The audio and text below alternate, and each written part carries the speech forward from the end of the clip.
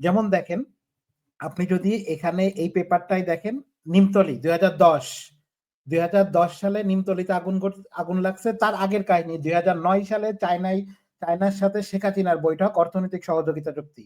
এই এই ওই অর্থনৈতিক সহযোগিতার চুক্তির নেগোসিয়েশনের জন্য তারা ২০১০, ২০১২ সালে তাজরিন ফ্যাশন, ২০১৩ সালে রানা প্লাজা, এগুলার সবকিছুর পিছনে ভারতের গোয়েন্দা সংস্থার হাত আছে।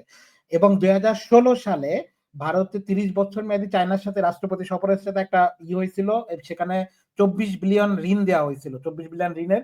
তারপর পরই সেই ২০০৬ সালে সাথে হচ্ছে আপনার এটারে ট্যামকো ফ্যাশন একটা গ্রুপ টঙ্গীতে, এখানে আগুন দেওয়া হয় এবং সেখানে নিহত সংখ্যা ছিল হচ্ছে ৩১। এইভাবে যদি আপনি সিরিয়াল ভাবে দেখেন, আমাদের অ্যানালাইসিস আছে, মানে বাংলাদেশে কখন আগুন লাগবে এটা আমরা বলে দিতে পারি যে এখন আগুন লাগবে।